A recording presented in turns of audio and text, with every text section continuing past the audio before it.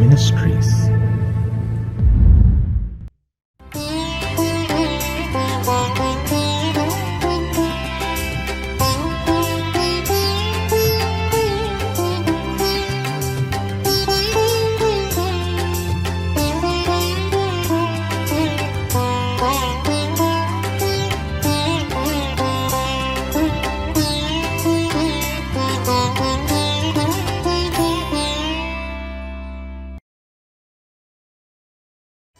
ஆண்டவரும் இரட்சகருமாகிய இயேசு கிறிஸ்துவின் நாமத்தினாலே காட் கூசிஸ் மினிஸ்ட்ரீஸின் யூடியூப் சேனல் வாயிலாக உங்களை சந்திப்பதில் பெரும் மகிழ்ச்சி அடைகிறேன்.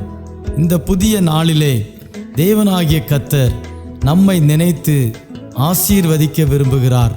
கடந்த நாட்களிலெல்லாம் நம்மை பாதுகாத்து இந்த நாளுக்குள் பிரவேசிக்க நமக்கு இரக்கம் பாராட்டியிருக்கிற தேவாதி தேவனுக்கு ஸ்தோத்திரம் உண்டாவதாக. அவருடைய இரக்கங்களும் அவருடைய தயவும் அவருடைய கிருபையும் நம்மை ஒவ்வொரு நாளும் பின்தொடர்ந்து கொண்டிருக்கிறதினாலே தொடர்ந்து நாம் கர்த்தருக்கு நன்றியுள்ளவர்களாய் இருப்போம்.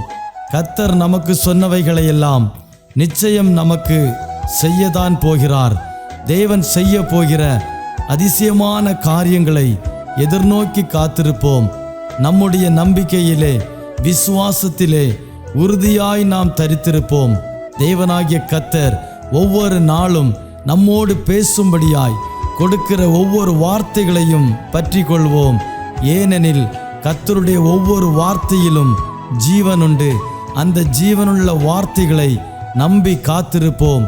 தேவனாகிய கர்த்தர் பெரிய காரியங்களை செய்வாராக. ஆமென்.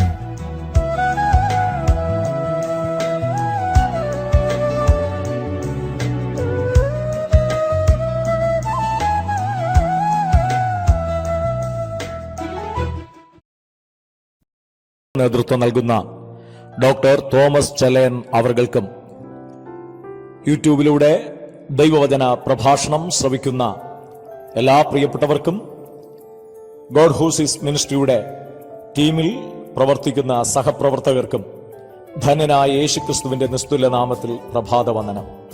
കഴിഞ്ഞുപോയ ഓരോ ദിനരാത്രങ്ങളും ഓരോ മാസവും സ്വർഗത്തിലെ ദൈവം നമ്മെ വഴി നടത്തി.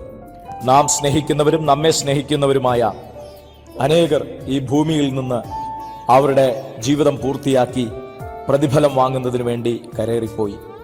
എന്നാൽ ഈ ഭൂമിയിൽ ദൈവം ജീവനുള്ളവരുടെ ദേശത്ത് നമ്മെ വീണ്ടും ആരോഗ്യത്തോടെ ആയുസ്സോടെ സൂക്ഷിക്കുന്ന ദൈവത്തിന്റെ വിശ്വസ്തതകൾക്കായി ദൈവത്തിന് സ്തോത്രം ചെയ്യുന്നു. ഈ പ്രഭാതത്തിൽ നിങ്ങളുമായി ഒരു സന്ദേശം പങ്കുവെക്കുവാൻ കർത്താവിൽ ശരണപ്പെടുന്നു. 84-ാം സങ്കീർത്തനം അതിന്റെ 4-ാമത്തെ വേദഭാഗം.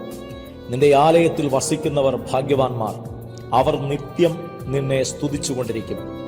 84-ാം സങ്കീർത്തനം അതിന്റെ 10-ാമത്തെ വേദഭാഗത്തിൽ ഇപ്രകാരം രേഖപ്പെടുത്തിയിരിക്കുന്നു: നിന്റെ ആലയത്തിൽ വാതിൽ കാവൽക്കാരനായിരിക്കുന്നത് എനിക്ക് ഏറെ ഇഷ്ടം. ഈ പ്രഭാതത്തിൽ ഭക്തൻ നമ്മെ ഓർമ്മിപ്പിച്ചുണർത്തുന്നത് പഴയ നിയമ ഭക്തന്മാരെല്ലാം തന്നെ അവർ ദൈവാലയവുമായി വളരെ അഭേദ്യമായ ബന്ധമുള്ളവരായിരുന്നു. അവർ ദൈവിക ശുശ്രൂഷകൾക്ക് പ്രാധാന്യത നൽകിയിട്ടുള്ളവരായിരുന്നു. അവരുടെ ജീവിതയാത്രയിൽ ദൈവം ഏൽപ്പിച്ച ഉത്തരവാദിത്വങ്ങൾ വിട്ടുവീഴ്ചയില്ലാതെ ചെയ്യാൻ അവർ ദൈവിക കൽപ്പനകൾക്ക് പ്രാധാന്യത കൊടുത്തിരുന്നു. അവർ ആരാധനയ്ക്ക് മുൻതൂക്കം കൊടുത്തു. എന്നാൽ ദൈവാലയത്തിന് അവർ പ്രാധാന്യത കൊടുക്കുന്നു. ദുഷ്ടന്മാരുടെ കൂടാരങ്ങളിൽ പാർക്കുന്നതിനേക്കാൾ എൻ്റെ ദൈവത്തിൻ്റെ ആലയത്തിൽ കാവൽക്കാരനായിരിക്കുന്നത് എനിക്ക് ഏറെ ഇഷ്ടം. കാവൽക്കാരന്റെ പ്രത്യേകത തന്നെ ഏൽപ്പിച്ച ഉത്തരവാദിത്വം ഭംഗിയായി ചെയ്യുക എന്നതാണ്. ഉത്തരവാദിത്വത്തോടെ ചെയ്യുക എന്നുള്ളതാണ്. കാവൽക്കാരൻ എന്ന വാക്കിന് പ്രധാനമായി വളരെ അധികം അർത്ഥമുണ്ട്. ഒരു നിസ്സാര ഉത്തരവാദിത്വമല്ല, നിസ്സാര വിഷയമല്ല കാവൽക്കാരൻ ചെയ്യേണ്ടത്. വിശുദ്ധ വേദപുസ്തകത്തിൽ ഉടനീളം പരിശോധിക്കുമ്പോൾ ദൈവത്തോട് ഒരിക്കൽ ഒരു മനുഷ്യൻ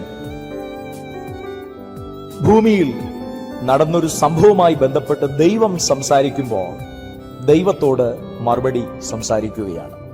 ഉൽപ്പത്തി പുസ്തകത്തിലേക്ക് നാം നമ്മുടെ ശ്രദ്ധ തിരിക്കുമ്പോൾ അവിടെ കയീൻ തൻ്റെ അനുജനായ ഹാബേലിനെ കൊല്ലുന്നു. യഹോവയായ ദൈവം ആ മനുഷ്യനോട് സംസാരിക്കുന്നു. ഉൽപ്പത്തി പുസ്തകം 4-ാം അധ്യായം അതിന്റെ 9-ാമത്തെ വേദഭാഗത്തിൽ ദൈവം കയീനോട് സംസാരിക്കുമ്പോൾ നിന്റെ അനുജൻ എവിടെയെന്ന് ചോദിക്കുമ്പോൾ കയീൻ ദൈവത്തോട് അടുത്തൊരു ചോദ്യം ചോദിക്കുന്നു, ഞാൻ അവന്റെ കാവൽക്കാരനോ? നോക്കൂ, ഓരോ മനുഷ്യരെയും ദൈവം ഈ ഭൂമിയിൽ സ്വന്തം സഹോദരങ്ങളുടെയും കുടുംബാംഗങ്ങളുടെയും